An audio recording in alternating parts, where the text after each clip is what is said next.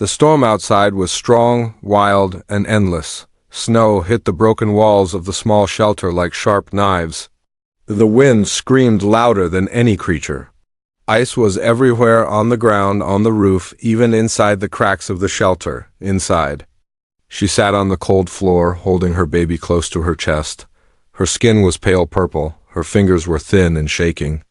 Her eyes were full of fear. And love. Her baby was not moving much now. His skin had lost its bright color. His tiny chest went up, then down, slower each time. He was dying. There was no food. No fire, no help. Only silence, storm. And her song. She began to sing, her voice soft and broken. It was a song of her. People, a lullaby. A song that mothers sang when all hope was lost. Her voice danced in the cold air. Gentle, beautiful, sad, she sang not to save him. She sang to say goodbye. Then she heard something. Crunch, crunch, crunch. Her song stopped. Her eyes went wide. She held her baby tighter. Footsteps. Outside. But no one could survive this storm, not even the hunters who destroyed her village. She crawled to the broken window and peeked out. Snow hit her face, blinding her, but then, through the white blur, she saw something, a tall shape, moving slowly. Not one of her kind. It was a man, wrapped in heavy clothes, metal armor shining blue in the dark.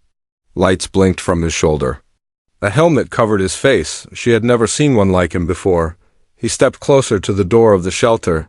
She backed away, heart racing. Her baby cried weakly. The man opened the door slowly. The wind howled behind him. Then he stepped inside, closed the door, and silence filled the room. He looked around, his eyes hidden behind a glass visor. Then he saw her, and the baby in her arms. He did not speak. She raised her hand slowly. Not sure if he was danger or hope, he knelt down, slowly, gently. Then he opened a small bag on his side. He pulled out a small black box. He placed it on the ground. The box beeped. A soft red light turned on. Then warmth. Heat filled the air like magic. The floor melted a little. The walls stopped shaking. Her breath no longer turned to mist. She looked at the strange man. What was he? He touched his helmet, and it opened with a hiss. She saw his face. It was strange, but not scary. His eyes were tired. His skin was pale like the snow.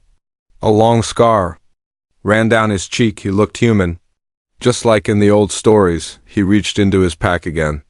This time he pulled out a small tube. He pointed to the baby, then to the tube. His voice was deep but soft. You can give this to him. Food, warm. She didn't understand all the words, but she felt the meaning. Carefully, she took the tube. It was warm. She opened it and placed a drop on the baby's lips. The baby moved. A small sound came from his mouth. Then, another breath. Stronger. Then before she gasped, her eyes filled with tears. She looked at the man. He only nodded once. Then he looked around the shelter.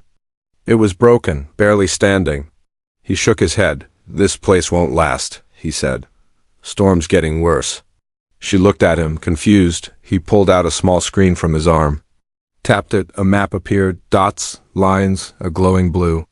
Light. He pointed at the screen, then to the door. He wanted to move, find shelter. A better place. She was scared, but she also knew. If she stayed, her baby would die. She looked at the baby. His small hand moved. His eyes blinked once. The man stood up, walked to the door. He opened it just a little. Wind screamed again.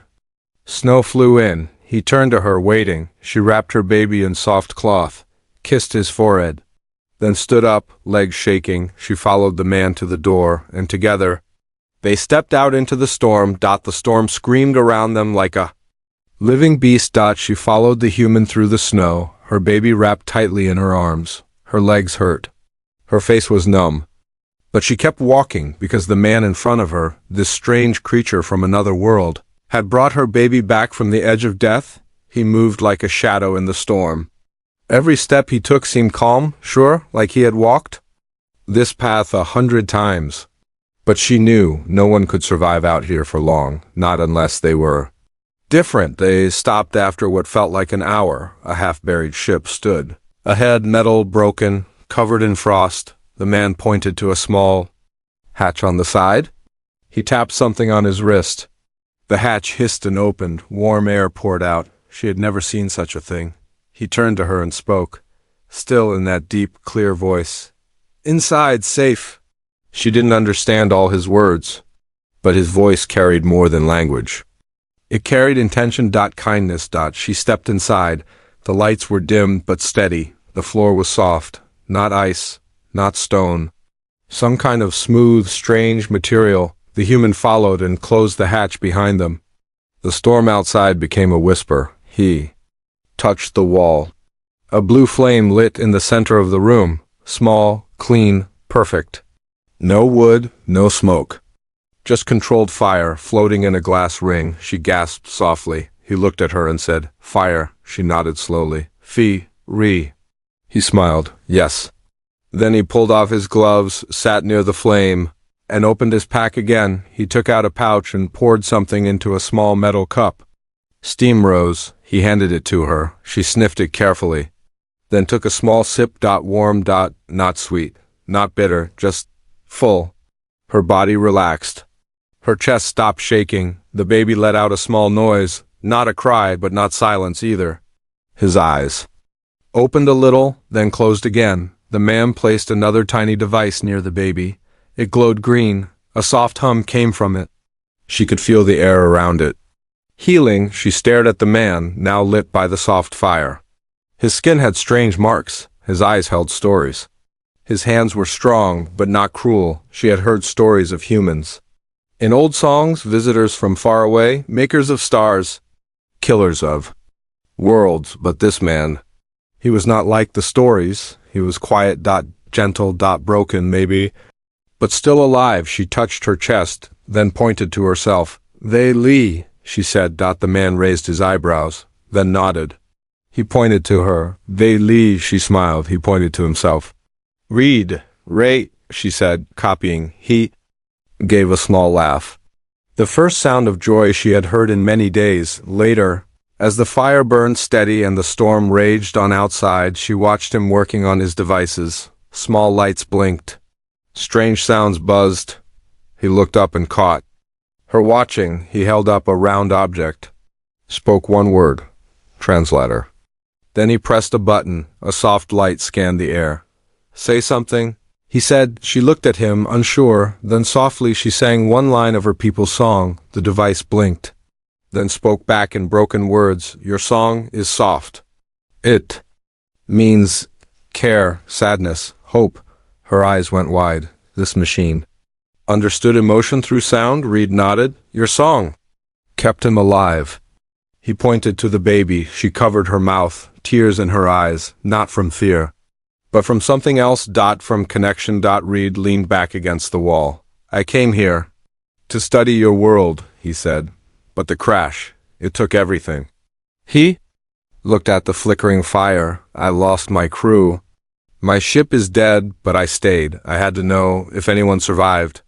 She didn't understand every word, but she felt the pain in his voice. She looked at him, her own voice trembling. "You help me. Why?" Reed looked at her. For a long time he didn't speak. Then he said, "Because no one helped me. And I remember how that feels." Silence fell between them, but not the cold kind, the warm kind, the kind that comes after trust is born. Outside, the storm screamed louder. But inside the old ship, a small family, not of blood, not of kind, but of need, had formed, and none of them knew that something else had heard the song too. And it was coming. The snow had stopped, but the silence was not peace. It was the kind of silence that hides danger. Inside the broken ship, the fire still burned low. Lee sat close to it, her baby sleeping in her arms. His color had returned a little. His breathing was steady now. Reed stood near the small window, watching. Waiting. His eyes scanned the frozen world beyond. Then he saw it, a shadow, moving in the snow. He didn't panic. He moved quietly to his bag and pulled out a long black device. It snapped open like a sleeping bird. Lights blinked softly on its side. A weapon, not loud, not messy, a sniper tool, silent, smart. Deadly. Ellie looked at him, her body tensed. Danger? She asked softly. Reed nodded. One, maybe two, not animals, walkers, looking. She stood up slowly, rocking her child. Her eyes full of fear, she whispered, the hunters. They came before. They killed many, burned our home. Reed didn't ask why. He had seen enough in war to know evil didn't always need a reason. He tapped a small switch on the wall. Metal plates slid down. The windows became walls. The fire turned cold blue and near invisible. The whole ship went. Quiet, he looked at Dali and whispered, basement now. She nodded and followed him through a narrow door. Beneath the floor, a small chamber waited. Old tech dust, left by explorers long ago. She sat with the baby. Hiding in the dark. Reed closed the hatch above and whispered, stay silent, no matter what. Then he returned to the top. Outside, footsteps crunched, two figures, covered in bone armor, faces hidden, breathing masks. Large blades across their backs. Raiders. Not human. Not from her world either. They had come in the last winter, from the sky. They called themselves cleaners, but they didn't clean. They hunted. Reed watched them through a small camera. They circled the ship, looking, sniffing. One of them spoke in a dry, metallic voice. There's warmth here, life. The other hissed, we take what's left, no witnesses. They moved toward the hatch. Reed's hand tightened on the weapon. He took a deep breath, and then, click. He opened the hatch from the top and rolled out silently onto the snow, hidden by the wind. One with the ice, he waited behind a snowdrift. The first raider entered the ship. The second waited outside, guarding. Reed aimed carefully. Breathe in, silent. SHO Tosh. A soft thud. The outside raider dropped to the ground without a sound. Inside, the second one shouted, report? No answer. He stepped out. Too late. Reed jumped from the side, slammed into him, and they both hit the snow. The raider screamed. Reed covered his mouth and drove his blade into the creature's side. Sparks flew. The armor cracked. The body still. Inside the ship, Lee held her baby tight. She had heard something. She prayed it wasn't Reed. Then the hatch above opened. Reed dropped down. Blood on his armor. He was breathing fast, but he was alive. It's done, he said. Lee looked at him. Her voice shook. They found us so fast? How? Reed sat down. He wiped his face. They're tracking heat, songs, movement. She looked down at her child. I sang too loud. Reed shook his head. No, you kept him alive, but now... They'll keep coming, she whispered. What do they want? Reed's face darkened. They don't just hunt, they harvest. Lee's hands trembled. Then, where can we go? Reed pulled out a map. A blinking dot in the far west. A research dome, old human outpost. Might still be standing. We go there. Lee looked uncertain. It was far. Across the frozen wilds. But what if more hunters? Come? Reed looked at her. Then at the baby. Then back at her. Then we stop running. As night fell again, they prepared to move. Red buried the raiders in the snow. Turned their armor into decoys. Lee packed the child's wrap with heat stones, and far above them. In orbit, a new ship had arrived. Watching. Listening. Recording. Because the baby's heartbeat had sent out something strange, something no human and no alien. Had heard before. They traveled for 2 days across the frozen plains. The wind never stopped. The snow fell like ash from a dying sky, but they kept moving. Reed walked in front, his armor glowing soft blue. Lee followed behind, the baby safe inside a wrap on her chest. Each step was heavy. Her legs ached. Her breath came slow. But she never stopped because her baby was warm. Again. Alive. And because Reed believed there was something waiting ahead. By the third night, they reached it, a silent dome. Half buried in the snow, old, round, dead, looking. An outpost from long ago. Human markings were carved near the door, faded, half erased by time. Reed brushed the frost away. He read the letters aloud. Station 9, BioLink Research. Level black. Access only. Lee tilted her head. BioLink? Reed didn't answer. His eyes were fixed on the symbol above the door, a spiral, glowing faintly. Not human. He tapped on a panel. It didn't open. He tried again. Nothing. Then something strange happened. The baby ed. Not a cry. Not a laugh. Just a soft, low sound, like a whisper wrapped in music, and the door lit up. Blue lines spread across the metal, a low tone rang out, matching the baby's hum. Reed stepped back. The door opened. No code, no tools, just the child's voice. Lee looked at Reed, eyes wide. What is he? Reed didn't answer, because he didn't know. Inside. The dome was warm. Not just from old tech, but from something else. Something alive. The walls pulsed gently with light. As if the building was breathing, Reed scanned the room. Everything was still powered, but not by electricity. Bioreactive energy, he whispered. Voice-based systems? This is beyond Earth tech?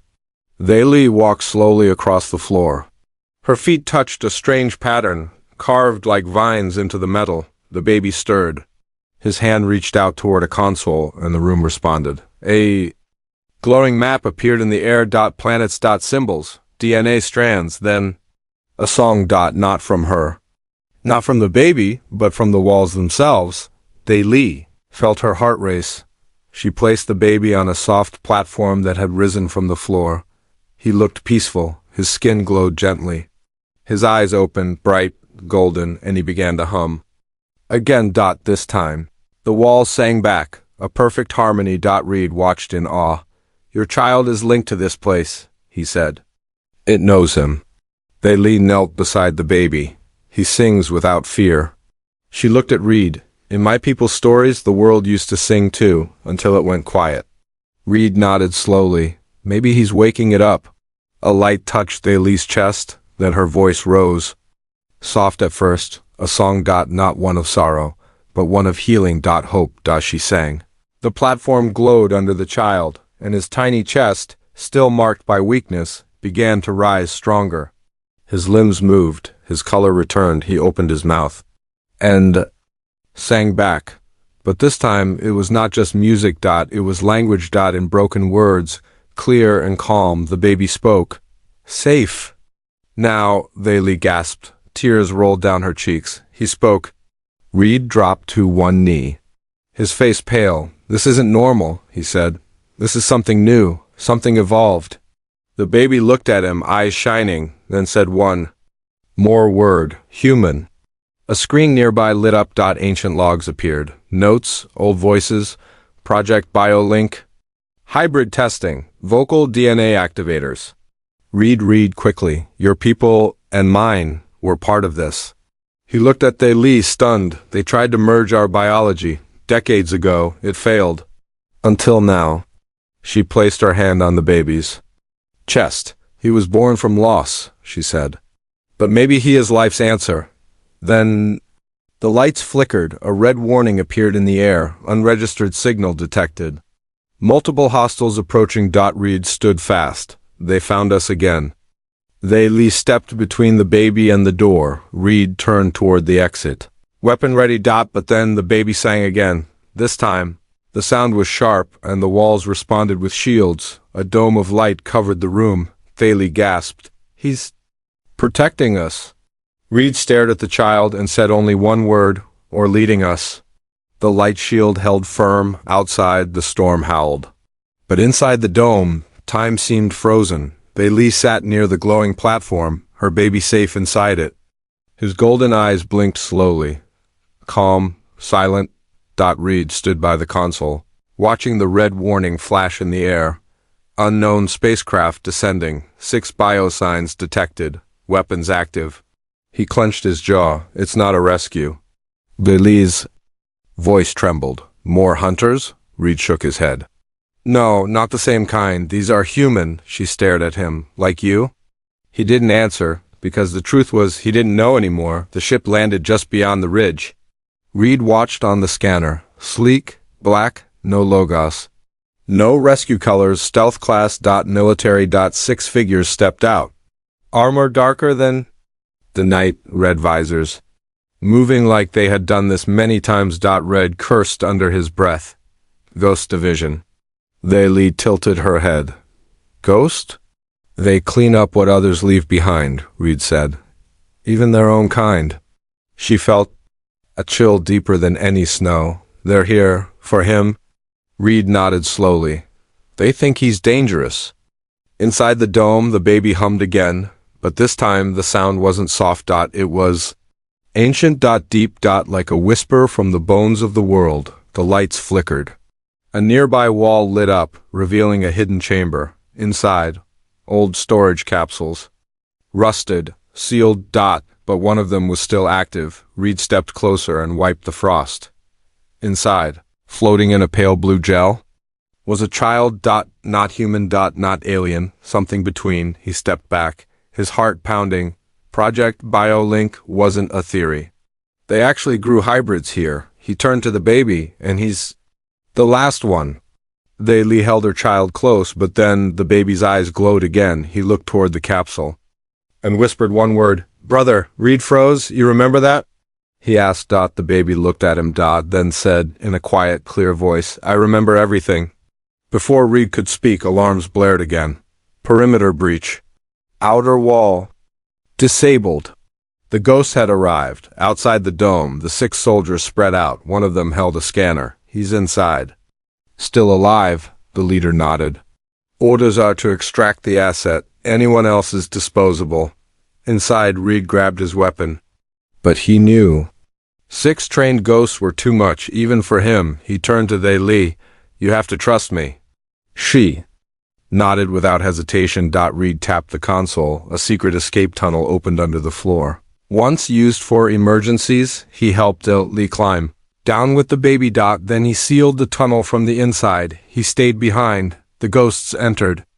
The dome. Weapons raised, but the room was empty, except for Reed. Standing alone in the blue light, the leader stepped forward. "Where's the child?" Reed smiled coldly. "Gone. Somewhere you can't follow." In the tunnel below, Lee moved fast. The path was dark, twisting, ancient. The baby looked calm, peaceful, but then he spoke again, not like a child, but like someone much older. "Mother, there are more like me, sleeping, hiding." Lee stopped. "Where?" The baby pointed forward, not far beneath the ice. Back in the dome, the ghosts circled Reed. "You shouldn't protect it," one said. "It's not human." Reed stared at him. "No," he said. "It's better." Then he triggered the device in his palm. A white flash filled the room. A shield wall fell behind him, and Reed vanished into the light, far away, under the ice. Another ancient door opened as Lee stepped near. The baby HUMNED. The room filled with sound. Soft. Low. Awakening. All. Around them, glass pods began to glow. Inside each one was another child. Sleeping. Dreaming. Just like him. The air beneath the ice was still. No wind. No storm. Only silence and breath. Lee stepped carefully through the glowing chamber. Walls made of smooth crystal hummed with life. She held her child close, his tiny hand gripping her shawl, but his eyes were far away. Not like a baby's. They looked like someone remembering something lost long ago. All around them, the pods glowed. Inside each, a child, not fully human, not fully alien. They floated in light. Asleep. Waiting. "Who are they?" Lee whispered. The baby looked at one pod, then another. "They are pieces. Like me." Lee stopped walking. Her heart beat fast. "Pieces of what?" The child slowly turned his head to her. A voice, a mind. A song broken long ago. She didn't understand, but her body felt it like a vibration under her skin. Something old. Something waking up. Suddenly, the air changed. The chamber darkened. One of the pods blinked red. A memory not hers hit her mind. Flashes of war. Fire in the sky. Scientists shouting. Codes, experiments. Children crying in tubes. And then silence. Then the sound of a lullaby. Her lullaby. She gasped, holding her head. "What is this?" She whispered. The baby touched her face, gently. "You sang the key. That's why I came to you." Her eyes filled with tears. "You chose me?" He nodded once. "I remembered your voice before I was born." Meanwhile, far above them, in the frozen sky, the ghost ship searched the ice. Inside, Reed sat in a dark prison cell, hands bound in magnetic cuffs. A soldier stared at him through the glass. "You helped the hybrid escape," he said. Reed didn't respond. "You know what it is, don't you?" Still silent, the soldier tapped on the wall. "They say it carries a weapon. A memory weapon. An echo of something ancient. That can infect machines." "Even minds," Reed smiled. "A song, isn't it?" He said, "You're afraid of a baby song." The soldier didn't smile back. Back in the chamber, Lee followed her child to the center of the crystal room. A console rose from the floor. The baby placed his hand on it. Symbols appeared, glowing, turning Lee. His voice changed. Not a baby's anymore, but deeper, older. Log access, alpha core, voice match confirmed. Beginning playback. A projection appeared in the air. A woman with silver hair and a scientist's coat. She spoke slowly, calmly. "If you're seeing this, the BioLink seed has survived. That means our world did not. We failed, but maybe. The child remembers enough to rebuild." Lee's hand shook. "Rebuild what?" The projection continued. "This child is not a weapon. He is a bridge between human and alien, between memory and matter. His voice can awaken the lost machines, and his thoughts carry our last code. But others will hunt him. Some will want to control him. Others will fear him." The message ended. Silence. Taya sank to her knees. Her child looked at her. "They will come again, mother, but I will not run anymore." She wept quietly. "You're just a child." He leaned into her arms. "Then teach me to be more." Above, alarms rang in the ghost ship. Multiple energy readings, unknown signals, sleepers. Waking up beneath the ice, one soldier turned pale. "Sir, we have movement from beneath. Something's powering up." The leader grabbed his weapon. "Move out, terminate everything below?" But it was too late. Beneath the surface, the crystal chamber sang. One pod opened. Then another. Children stepped out, some small, some older, eyes glowing. Voices rising in perfect harmony, a song that shook the ice. That reached the stars and deep inside Reed's cell. He smiled, because he could hear it too. The sky above cracked with thunder. But it wasn't a storm. It was the sound of machines. Waking up, not made by man, but born from memory. Under the ice, the crystal chamber glowed like a heart. Children, not fully human, not fully alien, stood in silence, watching the boy. The child Lee had carried through snow and death now stood taller, his eyes shining like stars, his voice humming with ancient code. He turned to the others. Spoke without speaking. And they understood, because he remembered for all of them. Above the surface, the ghost soldiers moved fast. Reed's prison was empty now. He'd escaped, leaving behind only a scratched wall message. "You fear what you don't understand. But what's coming is not the end, it's a beginning." The commander didn't care. "This ends now," he growled. Lee stood beside her child. Her body was tired, her arms weak, but her heart was steady. "I'm proud of you," she said softly. The child looked up at her. "I carry your voice in me," he said. "Even when you're gone, I'll still hear your song." She knelt, hugged him tight. "Then let it be your shield." Suddenly the ceiling cracked. The ghosts had arrived. Explosions rocked the dome. Soldiers dropped in with weapons raised, but what they saw stopped them cold. Children standing in silence, glowing with light. One soldier hesitated. "They're just kids." The commander didn't. "Open fire." But before the shots could land, the child stepped forward. He raised his hand and sang, not loud, not angry, just pure, a melody of sorrow, memory, and peace. The bullets stopped midair, hung frozen, then fell like snow. Machines shut down. Guns failed. Even the soldiers dropped to their knees, gripping their heads. Because the song wasn't just sound. It was truth. The child walked toward the commander, who now crawled back, eyes wide. "What are you?" he asked, voice shaking. The boy stopped. "I am a memory that chose to live," he said. "And I am not alone." Behind him, the other children sang. Together. The sound healed the cracks in the walls, warmed the frozen air. And reached far beyond the sky, up to the ships orbiting above. To human ears. To alien hearts. But power has a price. Ashley felt it. The light around her faded, her body grew cold. The life she had poured into her child was almost gone. The boy saw her falling, rushed to her side. "Mother," he whispered, "don't go." She touched his face, smiling. "You are my last song. Let it echo across the stars." And then she was still. He cried out, but not in rage, not in pain, not in thanks, because she had given everything. Not to keep him safe, but to let him become above. Reed arrived at the edge of the ruined dome. He saw the soldiers lying silent. He saw they lay peaceful, and he saw the child standing tall. Not a weapon, not a miracle. Just a new beginning. Reed stepped forward. He knelt beside the boy. "I'm sorry," he said softly. The boy looked at him. "You don't have to be," he replied. "You stayed. That was enough." Soon, human rescue ships landed. Not soldiers, not ghosts, real people. Scientists, diplomats, survivors. They didn't come to kill. They came to listen, and the child sang once more. Just once, the song was sent through satellites, across stars. To other worlds. It said no words, but everyone understood. We can grow again if we listen, if we remember.